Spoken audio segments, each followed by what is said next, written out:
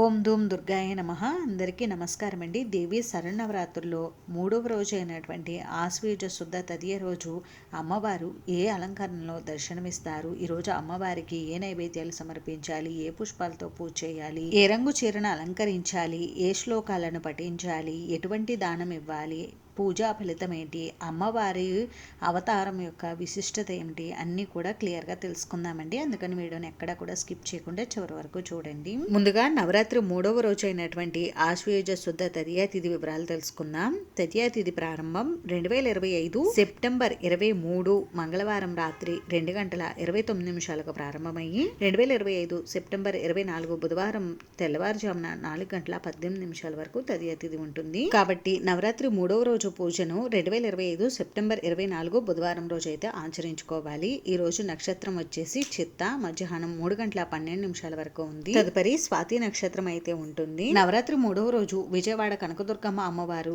శ్రీ అన్నపూర్ణాదేవి రూపంలోను, ఇంకా శ్రీశైల బ్రహ్మరాంబిక అమ్మవారు చంద్రఘంటాదేవి రూపంలోను దర్శనమిస్తారు. ఈ రోజు అమ్మవారికి పూజ చేసుకోవడానికి శుభ సమయాలు వచ్చేసి తెల్లవారుజామున 4:16 నుండి 7:28 లోపు. ఈ సమయంలో కుదరకపోతే ఉదయం 9:01 నుండి 11:34 లోపు అమ్మవారికి పూజ నిర్వహించుకోవచ్చండి. ఇంకా సాయంత్రం పునఃపూజను 4:18 నుండి 7:30 లోపు నిర్వహించుకోవచ్చు. ఈ రోజు అమ్మవారికి గంధం రంగు చీర అలంకరించి అమ్మవారికి పూజ చేసేటప్పుడు శ్రీ అన్నపూర్ణ అష్టకం, అన్నపూర్ణ అష్టోత్తరం, అన్నపూర్ణాదేవికి సంబంధించినటువంటి స్తోత్రాలు, శ్లోకాలు చదువుకుంటూ అమ్మవారిని మల్లె పువ్వులతోటి, పొగడ పువ్వులతోటి పూజించుకోవాలి.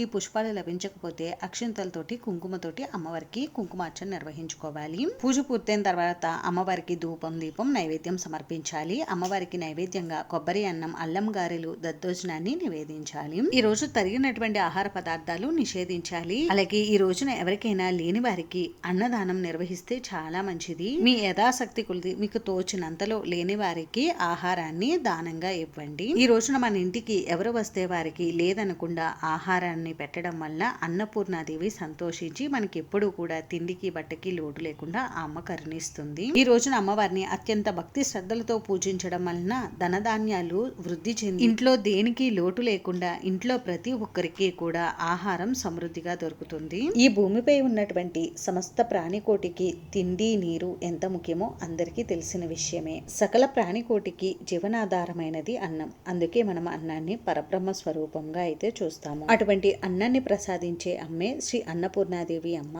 అన్నపూర్ణాదేవిని అష్టభుజాదేవి అని కూడా పిలుస్తారు. ఈ అమ్మవారు కుడి చేతిలో పద్మము, బాణము, ధనస్సు, కమండలాలను, ఎడమ చేతిలో చక్రము, గద, జపమాల, అమృత కలశాన్ని ధరించి తను కొలిచే భక్తులకు దర్శనమిస్తుంది. ఈ తల్లిని సృష్టి పోషకురాలుగా కొలుస్తారు. ఆది భిక్షువైనటువంటి ఈశ్వరుడికి భిక్ష పెట్టిన అమ్మ ఈ అన్నపూర్ణాదేవి అమ్మ. ఈ అమ్మను పూజిస్తే ఆయుర ఆరోగ్యాలతో పాటు అష్టైశ్వర్యాలు కలుగుతాయి. ఈ అమ్మను తలుచుకోవడం వలన మేధాశక్తి వృద్ధి చెంది మధుర భాషణం, సమయస్ఫూర్తి, బుద్ధి, వాక్సిద్ధి, ఐశ్వర్యం, సంపదను ప్రసాదిస్తుంది. ఈ లోకంలో ఆహారం లేనిదే ఏ ప్రాణికి మనుగడ లేదు. మనకు అన్నం 3 పూటల ఎటువంటి లోటు లేకుండా దొరుకుతుందంటే సాక్షాత్తు ఆ కాశీ అన్నపూర్ణాదేవి అమ్మ అనుగ్రహం ఉంటేనే లభిస్తుంది. ఈ అమ్మను నిత్యం కొలిచే వారికి అన్న పానీయాలకు ఎటువంటి లోటు ఉండదు. ప్రతి నిత్యం భోజనం చేసేటప్పుడు అన్నపూర్ణ అమ్మను కృతజ్ఞతాపూర్వకంగా ధ్యానం చేసుకుని విశ్వంలో మనతో పాటు ఉండే సమస్త ప్రాణికోటికి బలిభుక్తులు సమర్పించి భోజనం చేసిన వారికి, ఆపన్నులకు, ఆకలితో బాధపడే వారికి, అన్నప్రసాదం అందించే వారికి ఆ తల్లి అనుగ్రహం ఉంటుందని శాస్త్రవచనం. కాశీ అనగానే మనకి ముందుగా గుర్తు వచ్చేది పవిత్ర గంగా నది, కాశీ విశ్వనాథుడు, వీటితో పాటు కాశీ అన్నపూర్ణాదేవి. పరమేశ్వరుడి సతీమణి అయిన పార్వతీదేవి అన్నపూర్ణ రూపంలో ఇక్కడ దర్శనమిస్తారు. ఇక్కడ అందరికీ అన్నం పెట్టే అమ్మగా అమ్మ దర్శనమిస్తుంది. ఇక్కడ ప్రజలు ఎప్పుడూ కూడా ఆకలితో అలమటించరని అంటారు. కాశీలో అందరి దాహం గంగమ్మ తీరిస్తే ఆకలిని అన్నపూర్ణమ్మ తీరుస్తుంది. అసలు అన్నపూర్ణాదేవి శివుడికి ఎందుకు భిక్ష పెట్టింది అని అంటే దక్ష యజ్ఞానంతరం సతీదేవి పార్వతీదేవిగా జన్మిస్తుంది.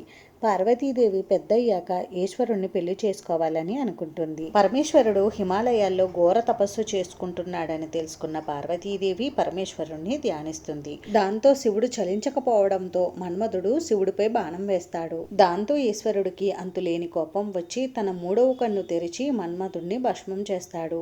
ఆ తర్వాత ఆ బౌలాశంకరుడు తపస్సు కోసం మరో ప్రదేశానికి వెళ్తాడు. అప్పుడు పార్వతీదేవికి ఏం చేయాలో తెలియకపోతే నారద మహర్షి పార్వతీదేవితో ఇలా అంటారు: తల్లి, పరమశివుడు భిక్షాటన కోసం సంచారం చేస్తున్నాడు. కావున నీవు పవిత్ర కాశీ క్షేత్రానికి వెళ్ళి ప్రతి భక్తుడికి ఆకలి తీరుస్తూ అన్నపూర్ణగా మన్నలను అందుకో. సరైన సమయంలో ఆ పరమేశ్వరుడు నీ దగ్గరికి భిక్షకు వస్తాడని చెప్పారు. నారదుడు చెప్పిన విధంగానే పార్వతీదేవి కాశీలో అన్నదానం చేస్తూ అన్నపూర్ణగా భక్తుల ఆకలి తీరుస్తూ ఆరాధించబడుతుంది. ఆ సమయంలోనే మహాశివుడు భిక్షకే అన్నపూర్ణ దగ్గరకు వచ్చాడు.